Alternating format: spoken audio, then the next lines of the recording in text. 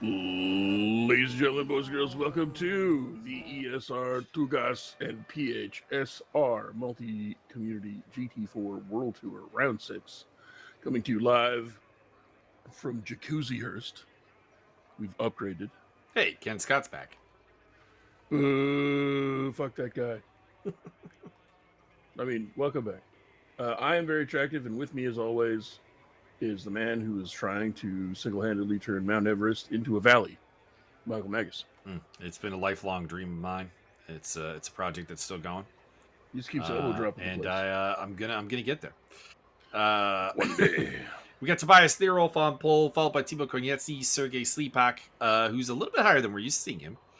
Martin Edmonds is back in the fold. Timo Ryder, Sotiris Moraitis, James P. Butler, Martin Pater, Stefan Frings, David Phillips, Morbid Apathy, and a returning Ken Scott, who I do believe has not raced in this series before. And I assume this is what Martin meant when he said the camera went weird. We're in the pit lane. When do we get Ken Scott versus Scott Nick? We've had that before. To the death. And we're apparently looking at Martin Edmonds, but I assure you, this is like the entry to the chase, and they are nowhere near here. See. Martin's off to a good start. He's up in his second place. Can't see Hell it. Yeah. Konietzki and Sleepak dropping back. Frings, Ryder, Moraitis, Pater, Phillips, Butler.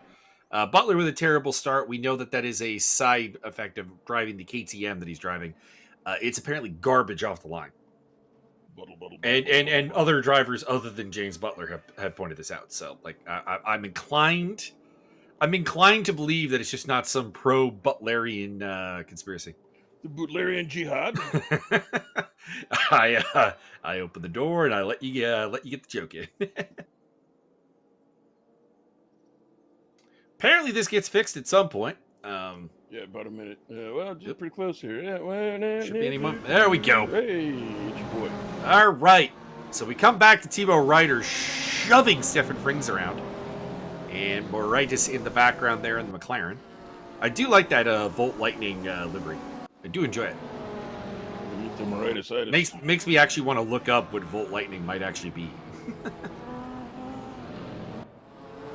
And here is Sergei Slipak in fourth place in the Lotus. The Audi in third place. That's Konietzki. Started on the front row, but got started by Martin Edmonds, who is up in second place. And hey, Ken Scott and Morbid Apathy are keeping up so far. That's good. They're both drivers that do definitely struggle with talent, but I respect the gumption and the stick-to-itiveness and the fortitude that they exhibit every time out. I just think their haircuts are neat. On board with Timo Ryder through the chase. And then heading down to Murray Corner, which, again, I pulled the joke repetitively that my uncle's name is Murray, and this is his corner. Does he have you should put like a little birdhouse on the corner and little caricature of your uncle inside. That would work. James Butler in 10th place, running behind David Phillips. Good old Davy Flips. I believe that is the battle for the top English driver in the field. No hometowners, no Aussies, no New Zealanders in the field. On board with Slipak.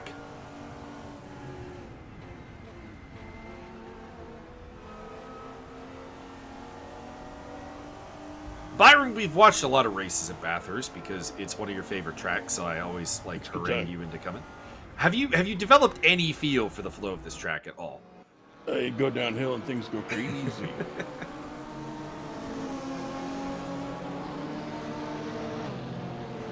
That's the word on the street. Seapot getting real close to the wall there. I hear if you do enough laps, they give you a free koala. Yeah, I mean, you'll probably get part of a koala at some point if you do enough laps around here. Giggity. Koala, kangaroo. Trying to think of any other animal encounters on this track. Still trying to get that recipe for fillet of panda.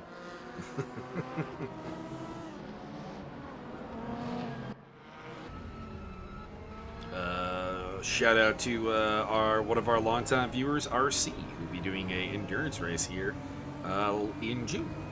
Excellent. Like in real life or online? No, online. Let's mail her to Australia so she'll fit in a wombat hole. You don't. There are people that I know that might at some point that may race this track in real life. I think Steve Crossland actually did. Ooh, Could be wrong. Steve CrossFit. But like, Steve, Ken and Ben would definitely be possible. They're Australians, and maybe Pete. But what about Uncle Benny? Among them.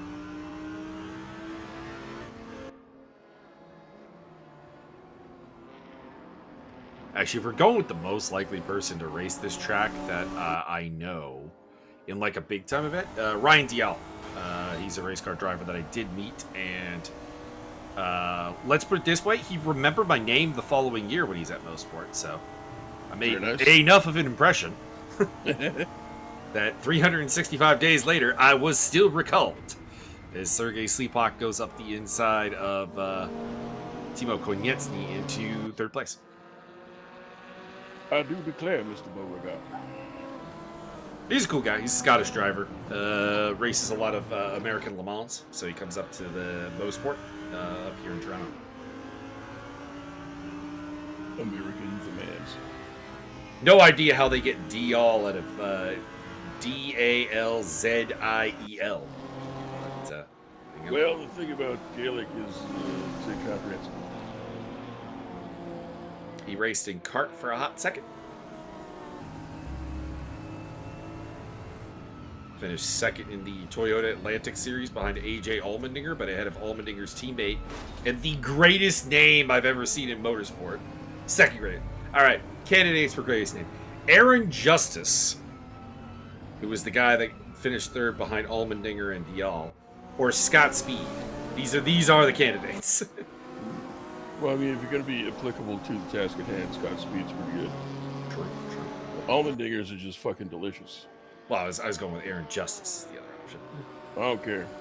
Whatever. It's like, we got Sid Justice, we got Dame Justice, there's enough Justi out there.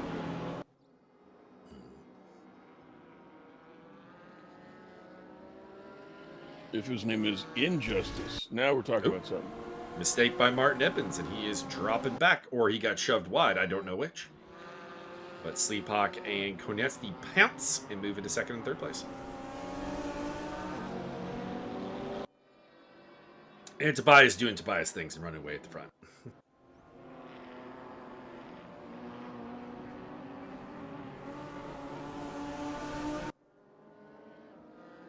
See, I'm trying to think of other really, really, really cool racing names, and I don't really think of anything else, to be honest.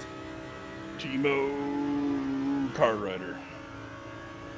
I mean, I always do enjoy Stiggy Ray Robb. That's always a good one.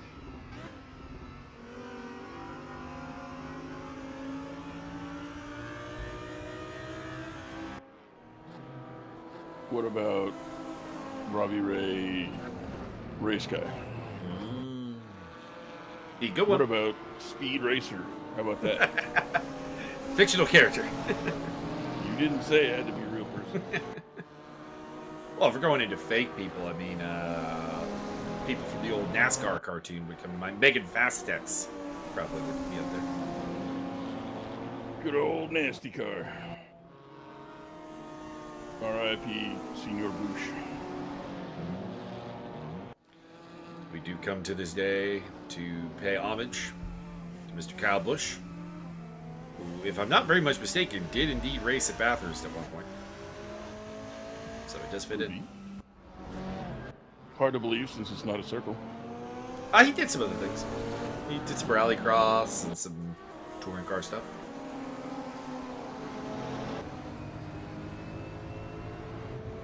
He was not just a turn left guy. He was able to turn right. You just replace it with a bungee cord and a brick on the pedal. I always enjoyed when IndyCar actually made fun of the oval racing thing in one of their commercials. They had Michael Andretti as a driving instructor, and he's like, Take this left. Take this left. Take this left. Shouldn't we turn right at some point? Why? Oop. Off the track goes Martin Pater, and David Phillips will pounce and take 8th place.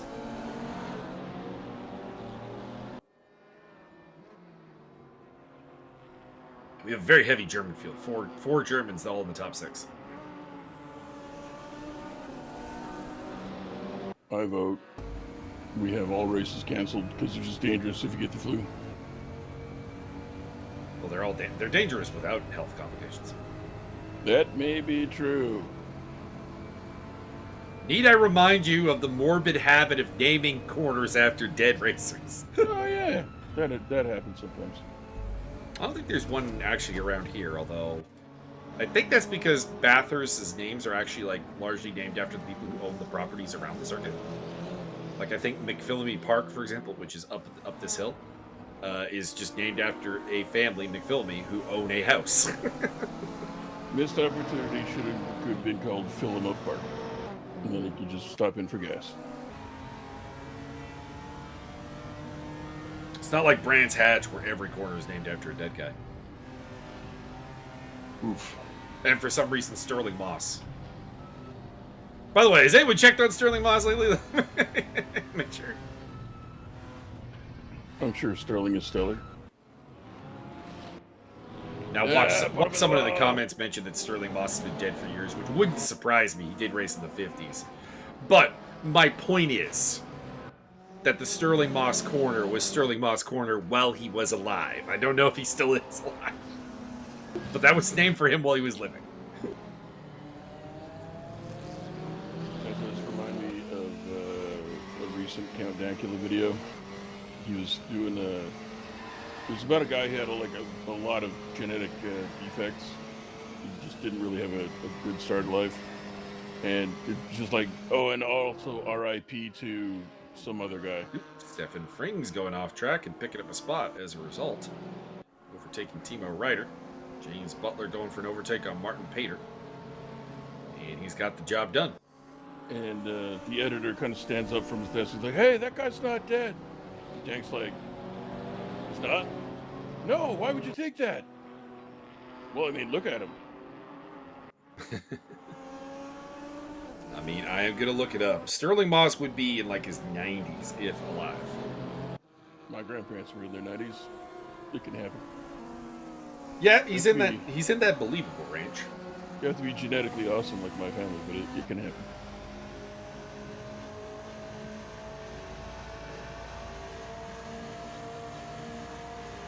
Notice I did not cast disparagements on other families of their genetics. Sterling Moss did pass away in 2020. Oh, R.I.P. At the age of 90. So, bang on the nose. There you go. Yeah, I'm here, so I am looking up the cause of death. Cardiorespiratory failure at his home in Mayfair, London, April 12th, 2020, after a long illness. London? Well, I mean, that constitutes a long illness all of a sudden. All the filthy coal chimneys and all that stuff that I've seen from the documentaries. Actually, my favorite part of the London at this point is listening to the Heavy Hands podcast and the MMA Depressed podcast, because they have a London Phil McKenzie, one of the hosts is from London, and his gimmick, and it's not accurate. Oh, Sotiris Moraitis gets squeezed by Frings. Frings is getting the elbows out. Wouldn't say anything illegal, but he is towing the line. Put it that way. I'm gonna say it illegal. But you like illegal. I do. So I'm not mad. I'm just making note of it.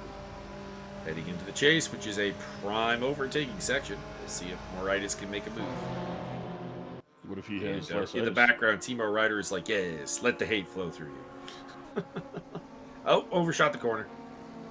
And far from gaining a place, he's probably going to lose a spot to Ryder there. Yeah. R.I.P. Let the red mist settle in a little too much there. Isn't that the Mountain Dew? Probably. New Mountain Dew Red. I don't think I like any of the Mountain Dew flavors in general. Yeah. It's like Canada Dry keeps trying to flavor up stuff, and it just like you're just putting new flavor in a ginger ale. Stop it. Yeah. Remove some ginger from the. Actually, they made one. Did they do a mango one not too long ago? Might have. I don't know. Yeah, I think they did. That one was good. I like that. They did actually back down the ginger in the ale. Oh, your random last name for the day from my work. Not gonna say the first name. Last name Honeyman. Nice.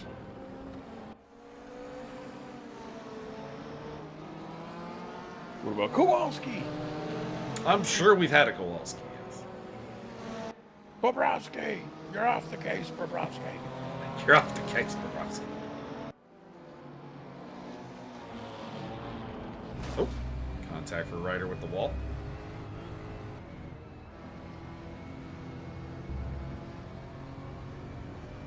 But doesn't lose a spot and doesn't seem to have damaged the car. Little mistake there by... Oh, Fring's getting a little messy.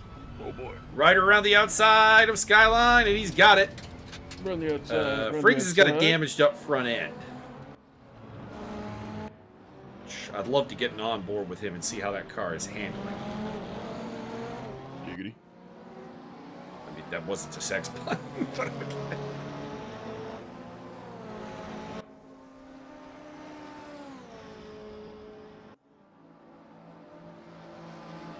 I'm your Captain Glenn, your pilot for today, Captain Glenn Quagmire. We're taking off today at a lovely 69 degrees. Giggity. And car can't be handling too bad as Frings does zip past Ryder on the straightaway, which is unusual. I'm used to the Mercedes having the grunt edge on the beamer, but maybe not a case in on this particular at this point in race. But once upon a time, I assure you, the Mercedes would not get overtaken on a straightaway. Deploy the caltrops. Not saying it was a good car, because it honestly wasn't particularly a good car. But it did definitely have the grunt. Martin Edmonds has also dropped a couple of spots behind Phillips and Pater, so he is at some point had a violent encounter with the wall or something else.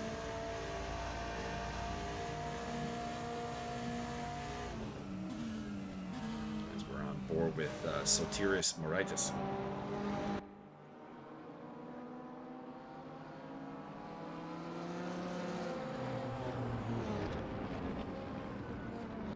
Three-way fight for 5th place. 4th place, actually. Soon they're going to be in dead place. We hope not. This is a video game. The goal is not to kill people. That's for the other video games. That is fair. Like MechWarrior Online. What? Online? And MechWarrior 5. Which I am planning to do a YouTube series, so everybody tune in for that, because I have the Shadows of Kerensky DLC for it. That'll be a fun time. But have they paid their phone bill? Whoa, Moraitis making a late move. I think that's gonna work. Let's see. That Mercedes is again losing out on the straightaway speed. I don't know if they've nerfed that car since I last drove it. Probably. Or buffed everything else. I don't know. Or Timo's just got a very high downforce setup. Possible. Whatever allows you to navigate the mountain safely.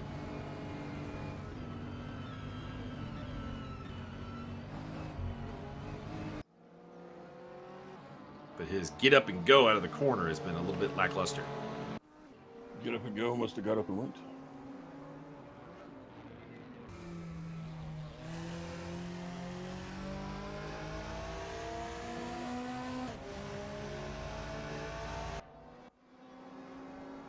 I was thinking about something, and I've now lost my train of thought.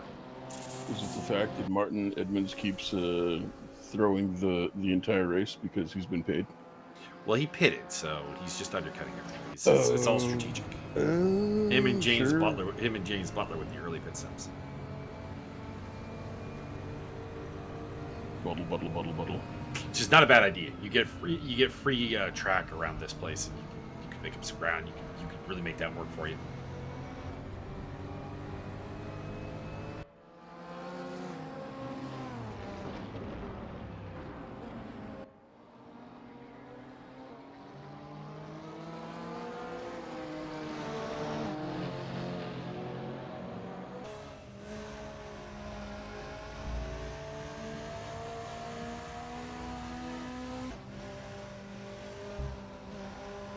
Get him! Get him! Get him! Put him on the wall!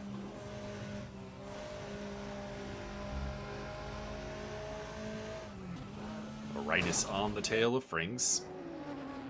And they have Konietzki in... Not Konietzki, pardon me. Ryder in close proximity.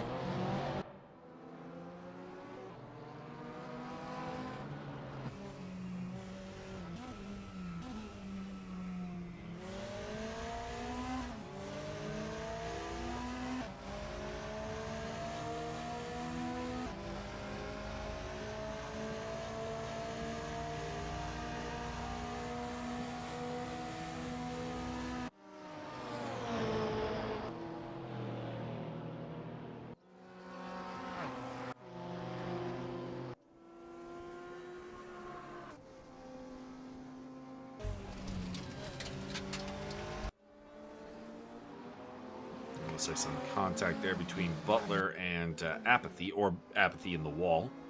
Also a possibility of a little debris flying off. Debris is good. It means that's weight savings. I always thought debris was a type of cheese. That as well. But only if you're from New York.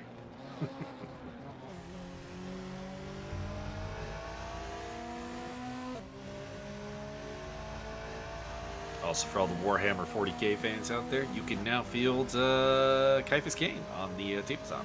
Hell yeah. I'm looking forward to seeing the rules that they come up with for him. Instant retreat. Accidental brilliance.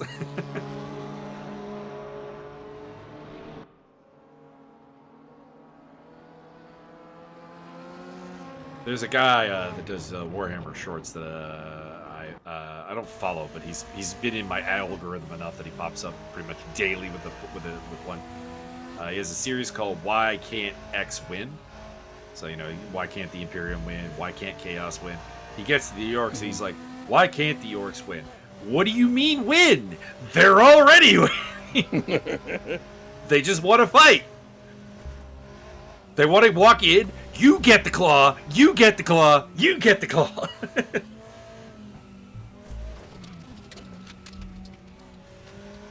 Insert the Hulk. I see this as an absolute win. Exactly. Orcs winning and losing looks very much the same. James Butler making his way past Ken Scott. He pitted early and is now clearing his way through the back markers. Not quite back markers, but you know what it is. Ken Scott and Morbid Apathy are falling back, but they're pretty close to each other, so they're having a nice little fight amongst themselves. Elbow drop. Russian leg sweep.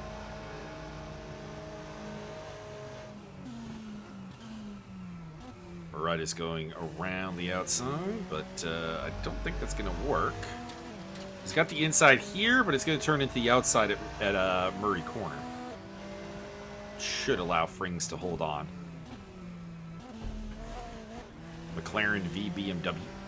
Classic rivalry.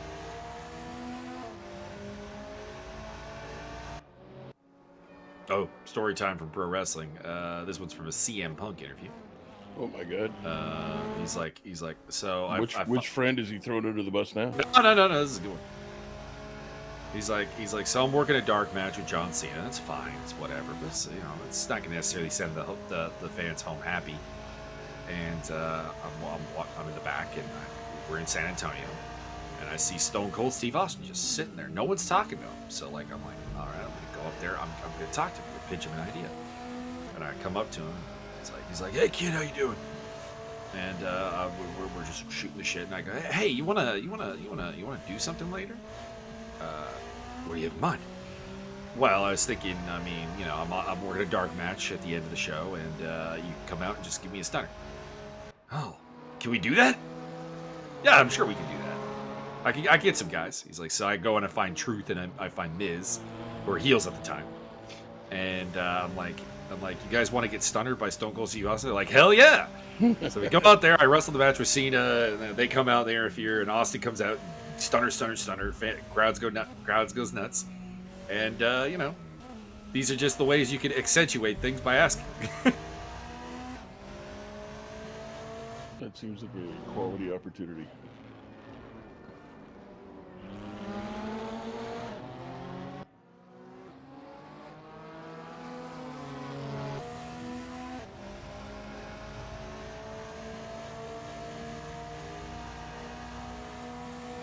And the stunner is such a safe finisher to take too, so that's also nice. It's not really anything that can go wrong. I mean, you could screw up a stunner by like selling it wrong, but like you're not gonna hurt yourself. Correct.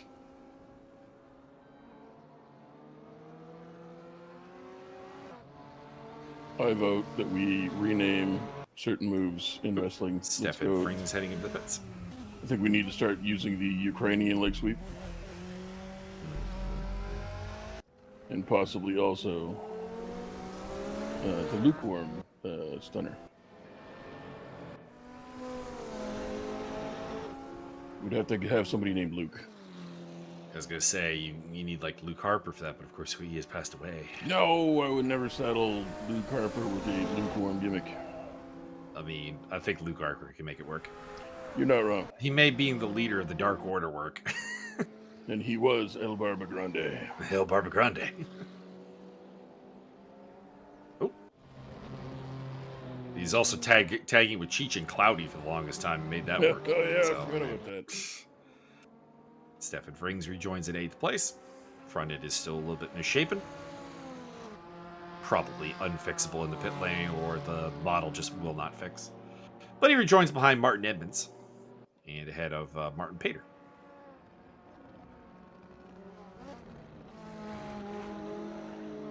So top 6 and the bottom and the back 2 get to pit.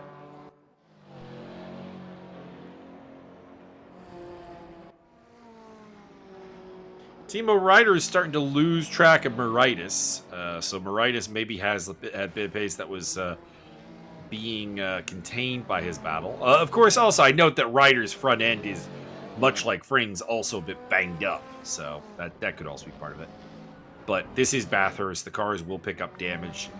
Very little of my experience at Bathurst is, how should I put this? Driving a car that is behaving entirely as I want it to. It was conformed to the demands of the downhill. Exactly. Lest you be smote by you survive the downhill. You do not master the downhill. You survive it. Someday I'm going to get Byron to drive a lap of Bathurst on ACC or something, and we'll just see what happens. Horrible things.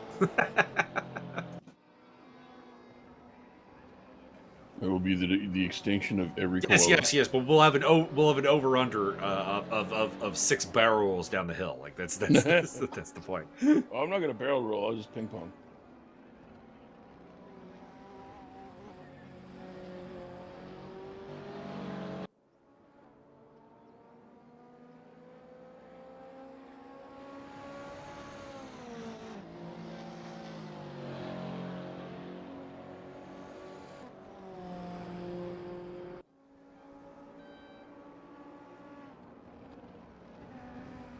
Up the hill again. Everybody's kind of pacified for the moment, just kind of waiting for the pit stops to sort out and figure out how this is going to go. Shout out to Sergey Sleepak, who's kept it within 5 seconds of Tobias Thurl, so he's doing pretty well today. And yes, and for those who do not generally watch ESR races with Tobias Thurl in them, I want to be clear on something. Being within 5 seconds of Tobias Thurl halfway through the race, massive achievement.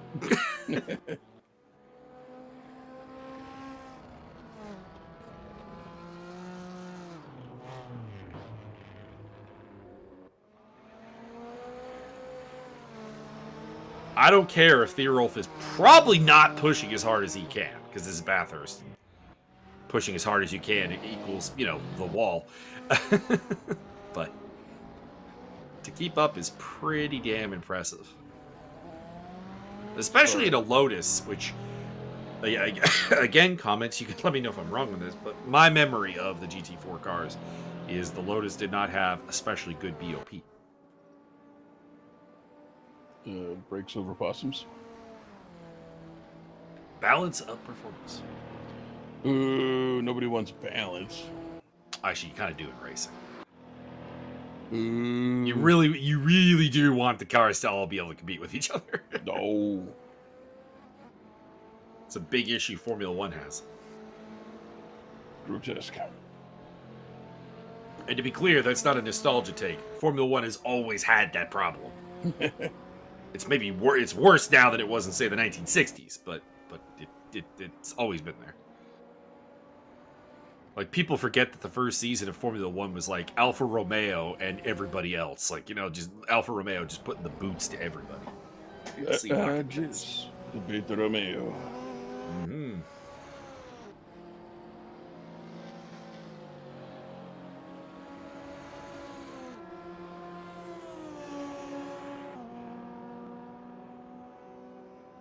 You know what the heck? You know what I really got to dig up for you is at one point Beta Tools sponsored the Alfa Romeo F1 team. So it was the Beta Romeo. No dog food for Victor tonight.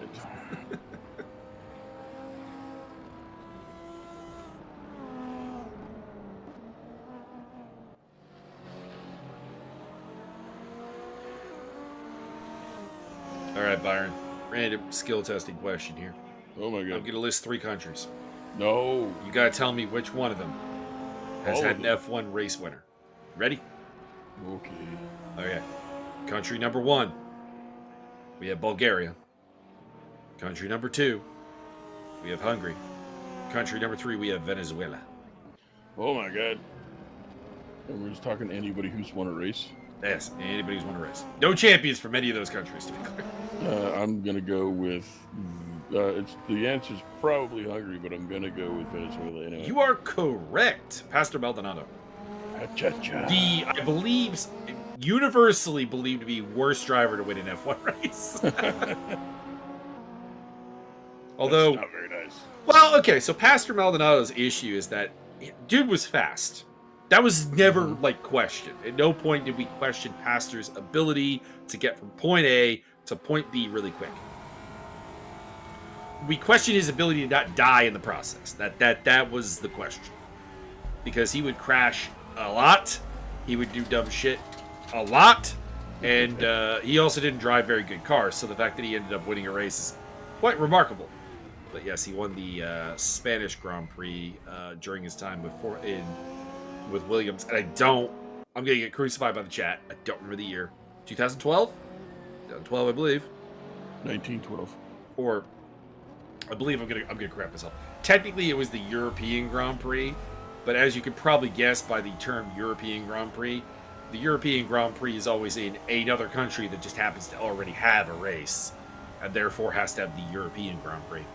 For a long time, that was how they got 2 races in Germany. They had the German Grand Prix at Hockenheim and the European Grand Prix at Nürburgring. Sleepak making the move there on David Phillips.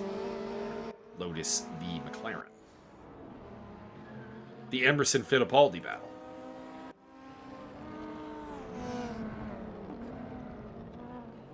Mike, is it true that all F1 races will be conducted in Finland from here on out? Never been a F1 race in Finland. Sounds like the worst possible The only Scandinavian country to have hosted an F1 race is Sweden. Sweden? They're practically underwater.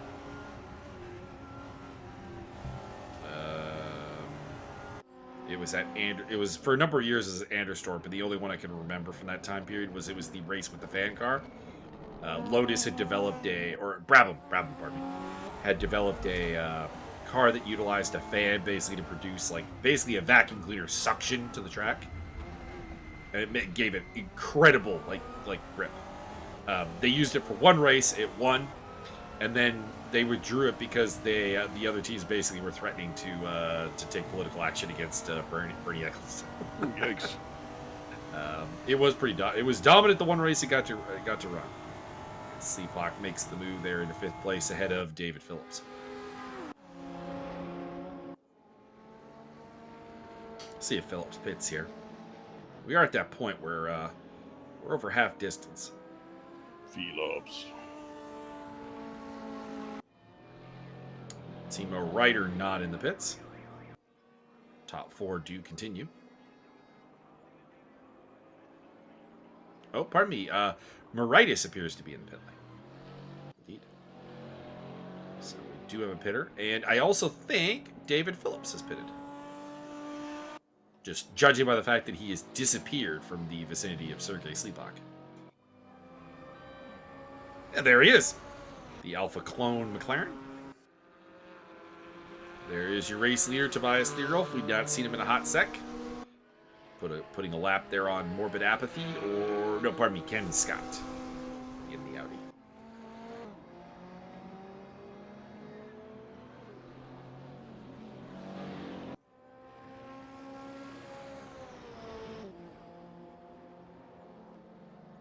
Pit stop did not go well for Moritis. He comes out behind Sleepock, which was expected, but he also comes out behind Edmonds and Frings.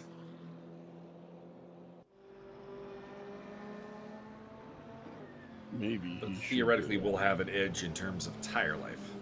Maybe he should just drive really, really fast and he wouldn't do that. Especially over Martin, who famously tortures his tires. True. Has it gotten any better about that? It's been years. Don't know. I imagine he has. But we in the commentary booth never let a joke die. This is true. We will hammer a joke into the ground, whether you like it or not. Oh, we've lost Ken Scott. Looks like the Audi may have jumped a wall somewhere.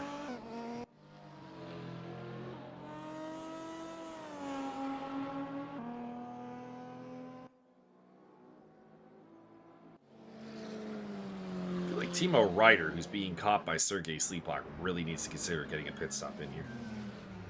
He's been driving around with a damaged car. And I mean, I know I said Bathurst, your car will get damaged, you will hit the wall, blah, blah, blah. But, like, you know, we are at the point where we have 24 minutes left. It's probably trying to get in there and try and fix up what you can. Make sure you have your transmission changed for the final half of the race. He is losing time, and I believe he's in the pits now, actually. Yeah, there he is. I see the Mercedes ducking in.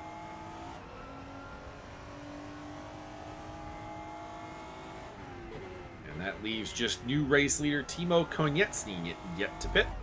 He has taken the lead as Thierolf has made his pit stop.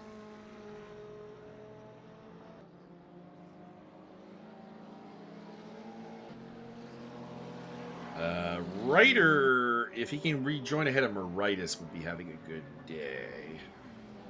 Pit stop is Sir, but there goes Moritis. So he's going to come out in 7th or 8th.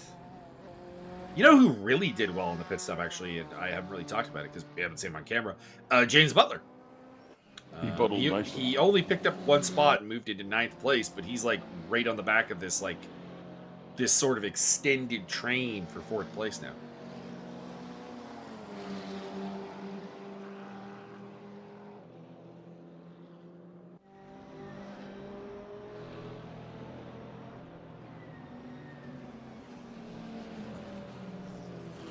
Could even be as high as 3rd, depending on where Konietzny feeds in after his pit stop.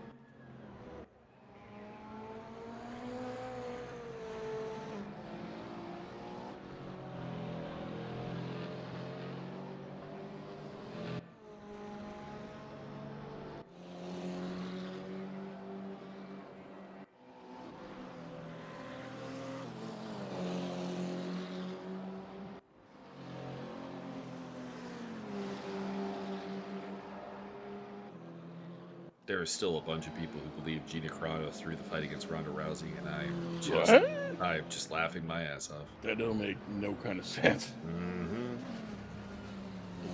Have none of them ever watched Ronda Rousey fight before? Yeah, it looked like a Ronda Rousey fight, and I mean, like I'll be honest. In my preview video, I was like talking about how like betting on Ronda Rousey at the odds that she was at was a little bit silly. Just because they were like really goddamn wide. But like, you know, one of my predictions was if Ronda Rousey comes out and she has the fire And she has determination, and she is, for lack of a better term, herself. Yeah, this could be over incredibly quickly. Mm-hmm. It's just, her coming back after a long time away, and Carano even a longer time away. It's like, I mean, I don't know. It's a little hard to say what these two fighters are going to look like. I probably would have had more faith had I realized that Carano was apparently coming down from like 200 plus pounds. Good God. Yeah. Had I been a little like paying attention a little bit more, I probably would have actually hammered Carano, or pardon me, Rousey even at the minus, like, I think I saw it like minus 2,500. God damn. Put in $2,500 and get yourself 50 cents.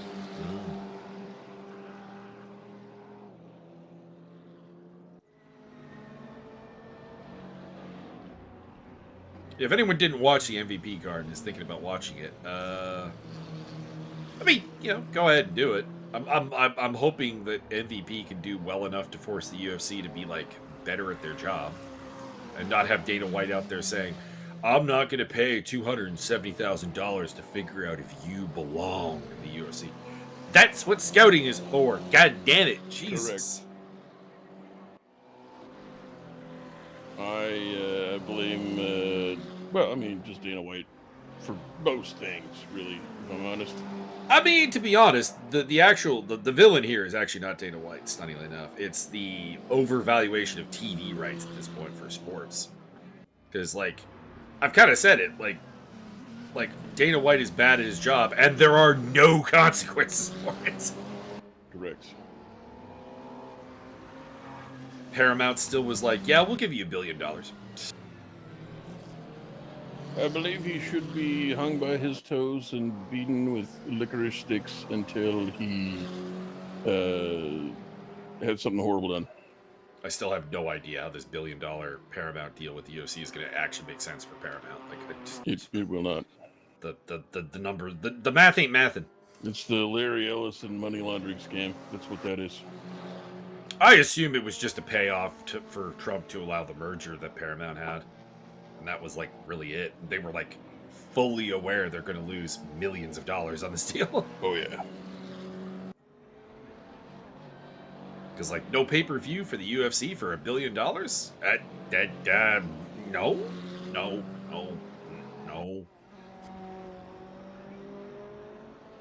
Welcome to the future where the billionaires need to embezzle because they don't actually have any money. Timo Konecny has rejoined in third place after his pit stop, so it is Theorolf leading from Sleepak, Konecny, Edmonds, Frings, Moritis, Ryder, Pater, Butler, and Phillips. And then Apathy, who is down a lap. I'll tell you, the loneliest guy out there right now is David Phillips. He's about 39 seconds behind James Butler and a full lap ahead of Morbid Apathy. Just kind of a Sunday drive at this point. If they're doing math, would they be Sunday derivers?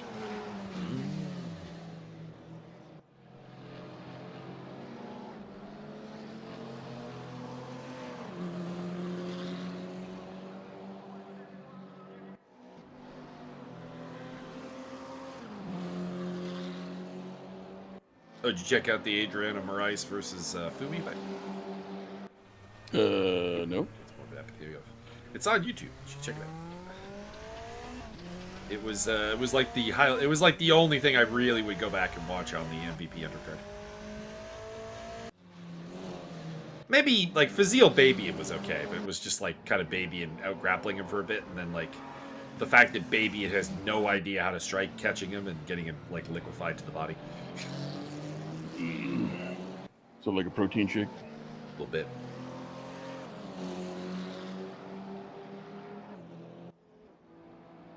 And Jason Jackson knocked a dude out, and it was cool, but it was, yeah.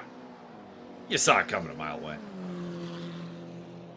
That was one of those fights where I'm like, oh, this could be like a little competitive, and then as soon as Jackson started throwing punches, I'm like, oh, no, it's not. He's much faster, much longer, much taller. Like, this is a death sentence. You know what we need for the next MVP card? We need Nate Diaz versus Mickey Gall. Well, right now they're chasing Nate Diaz versus Mike Perry too, and I'm not gonna say I wouldn't enjoy it, but I don't need to see it. Masochistic reasons. Not even for masochistic reasons. Like it would be like a reasonably action-packed fight, like, reasonably fun. But like I watched them fight once. I have no questions.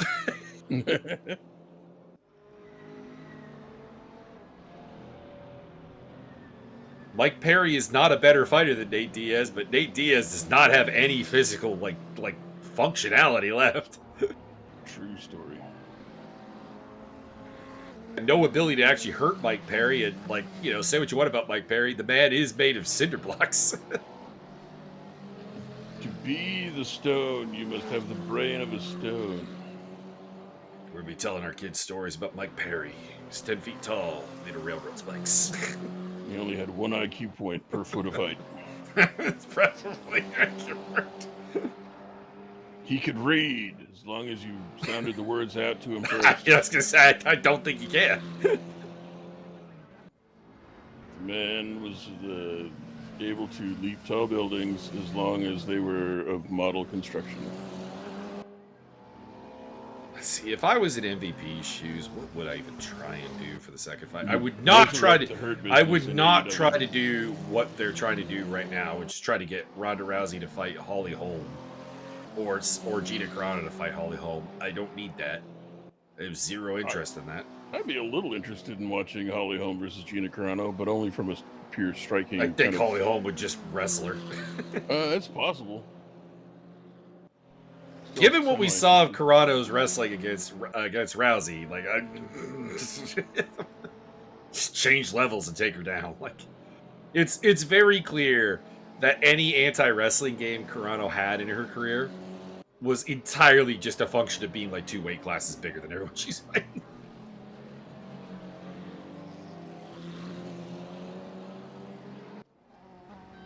Like Jack Slack pointed out best, is like the best wrestler she's ever fought was Rosie Sexton, who was 2 weight classes smaller than her. I demand to see Ronda Rousey versus Gabby Garcia. Sure, why not? I don't have a better idea. Hey, how come Cyborg never fought Gabby Garcia? Like, if you're gonna keep doing the roids, go where the roids are. In fairness, Cyborg is not proven to be on the roids anymore.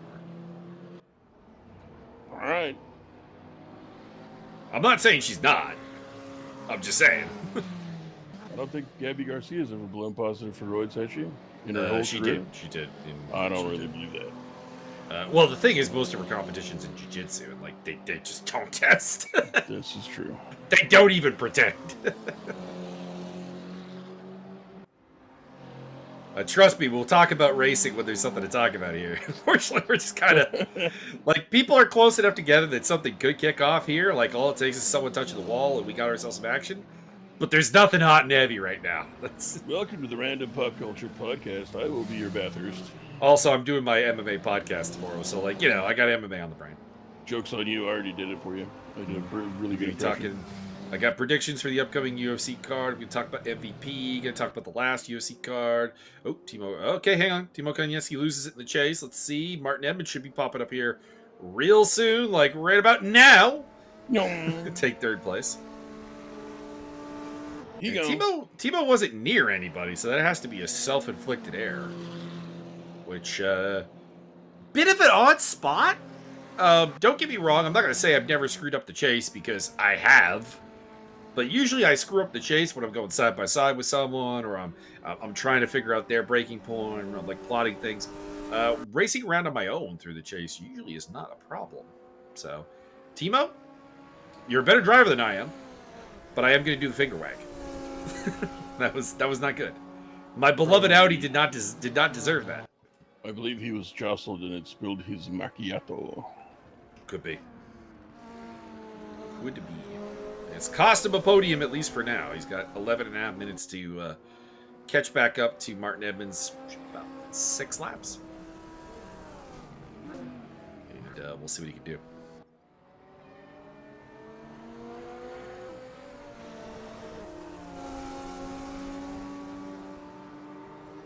That's what we need. And I'll probably quickly talk about Rico Verhoeven versus Usyk, but like it's going to be like 30 seconds. They punched each other a lot. Yeah, I don't follow boxing closely enough anymore to like really honestly comment. And I watched the fight.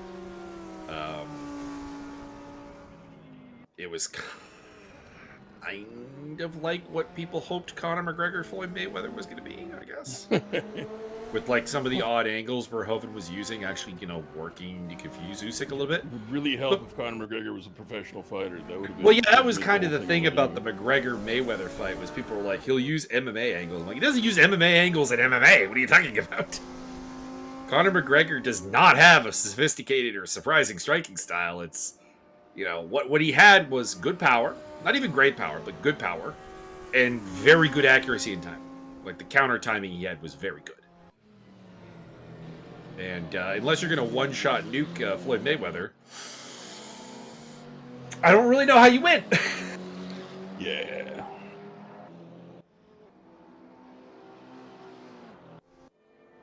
But and it was a bad stoppage. But mostly it was just like Usyk looking kind of very suddenly a bit old. Lots of people are saying it was a robbery stoppage. It's a big, terrible stoppage. I thought it was a perfectly fine stoppage. I thought it was late. Nah. If you ended any sooner, then people are, the fix was in, and if you ended any later, then you're going to say the fix is in. I'm not. I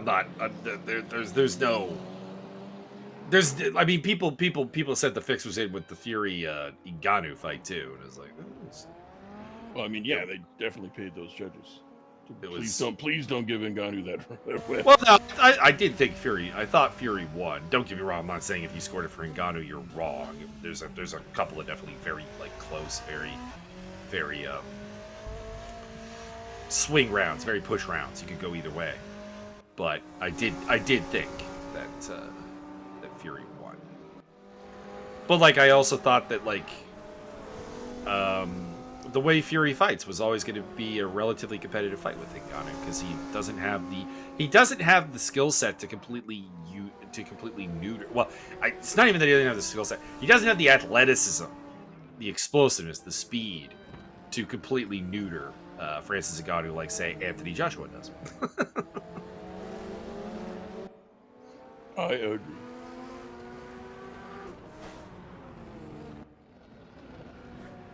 And I also would like to postulate that Francis Ngannou definitely got paid way more for doing them fights. Oh yeah, got paid a lot for beating up Felipe Lins as well. Oh, Felipe. The UFC bootlickers on that one are hilarious. He's like, "Did you see that? He got hit by Felipe Lins." He's like done. I'm like, you realize Felipe Lins would still probably be a ranked heavyweight in the UFC. Like your division is ass. Felipe Lins would beat everybody at heavyweight in the UFC. No. Except for Tom Aspinall. But real talk, Sergey Spivak is number 6 in the UFC's heavyweight rankings, and I would not be surprised to see Felipe Lins beat Sergey Spivak. It would not shock. I would probably pick Spivak, but if I'm setting the betting odds on that one, it's like plus 100, minus 100, Mm-hmm.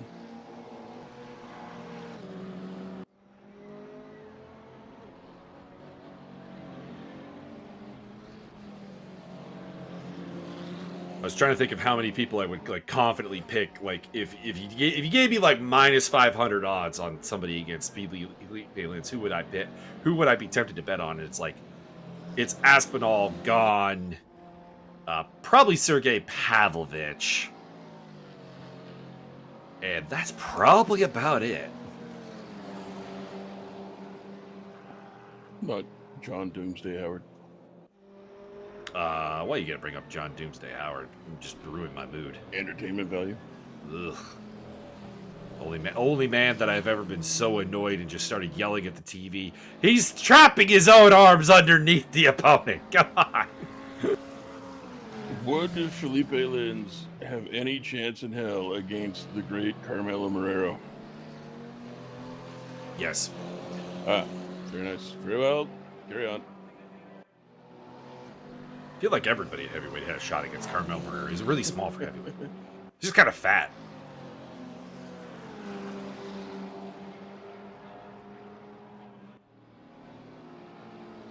can't remember what fight it was, but I remember Marrero weighed in at like 255 or something for a fight. And I'm like, oh god, I didn't even watch the weigh-ins. I'm just like, oh god, that's fat.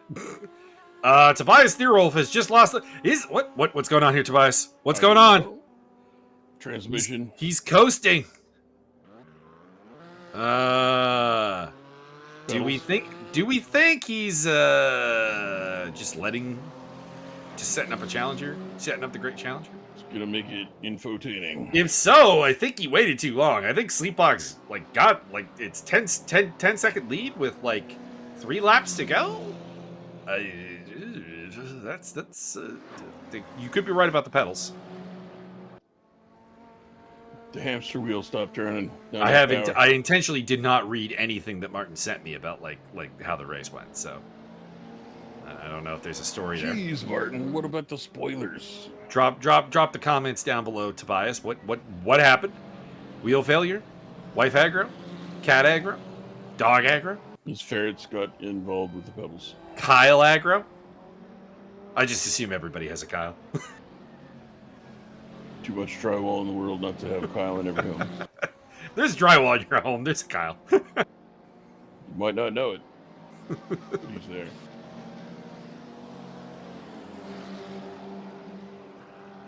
Also have a little bit of a simmering fight here with Ryder, Pater, and Butler for 7th place. They're around 2.5 seconds apart.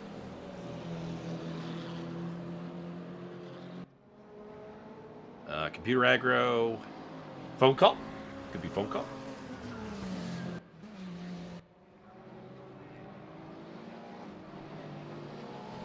Because it didn't look like he just hit the wall, maybe he did, but it wasn't like he was staying, he was just kind of coasting for a bit there. So it does feel like something either technologically or real life based got in the way, or he's just giving Sleepwalk the win. Which Tobias is a generous guy. I don't know if he's that generous. On board with James P. Butler, motorcycle or bicycle enthusiast.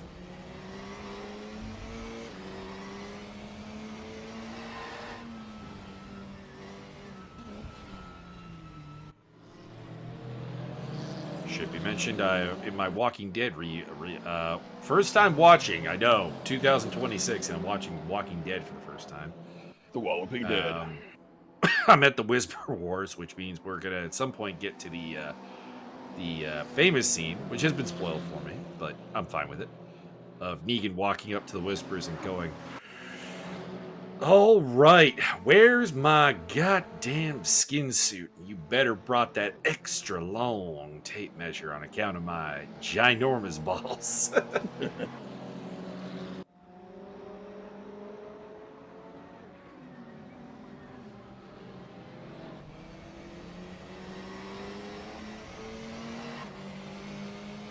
So we got a good battle for 7th down to the wire here.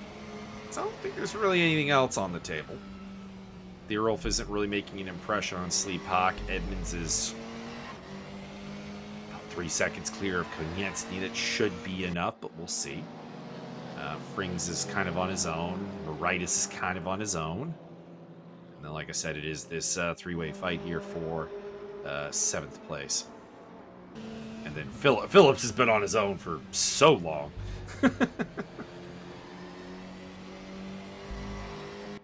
At some point, he lost his lap advantage over Morbid Apathy, though. Apathy has unlapped himself, and Phillips is now lapped by Butler. So must have probably had an argument with the wall, and I'm going to let you know a secret. The wall tends to win those. All right, on board with Martin Pater.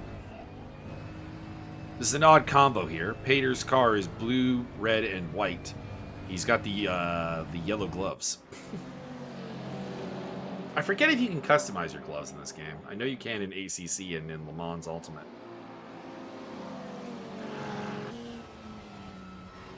On board with James Butler. See what he can do here.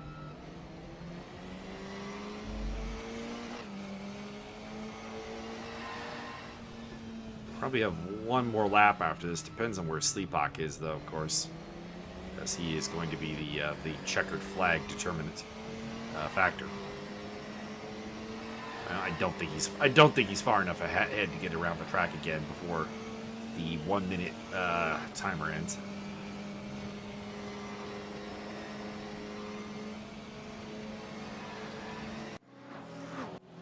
KTM versus 2 Mercedeses. Can Butler get the job done? Absolutely not. In this little go-kart.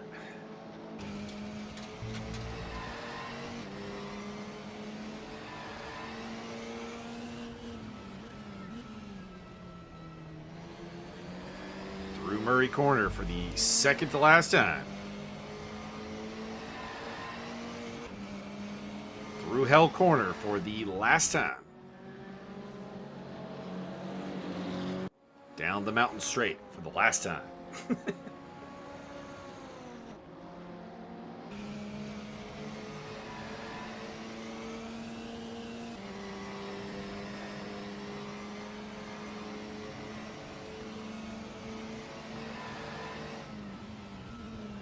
Okay, Ryder's got a 6/10 gap. Butler is 3 cents back of Pater.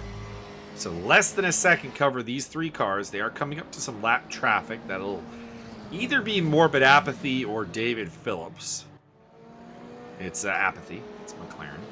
Well, it would have been a McLaren either way. Pardon me. Phillips is also a McLaren, but it's a different livery.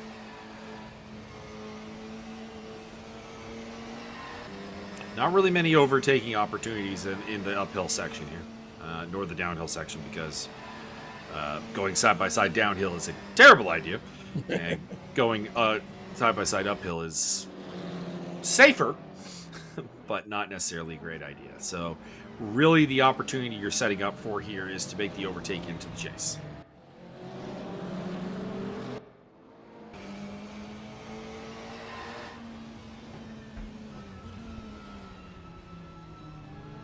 Here we go. On to the Conrad Straight. Right in the slipstream. Butler is in a good spot here. The only problem is this KTM is not known for its top line speed. He's got 2 chances. He's got the chase and he's got Murray Corner. And he gets side by side with Pater.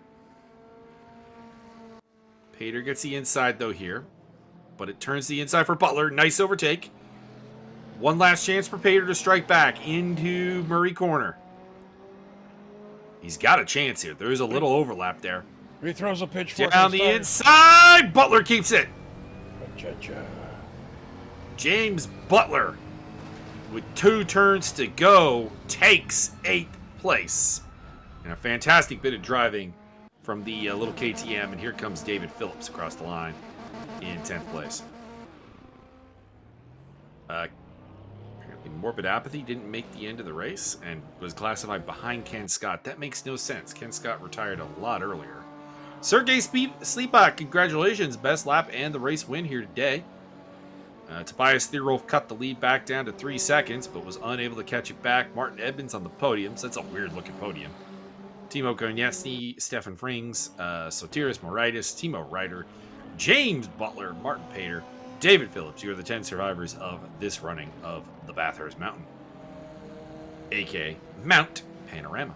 And just like in MMA, the fastest lap wins. It's really not how MMA works. Fastest punch, maybe. What?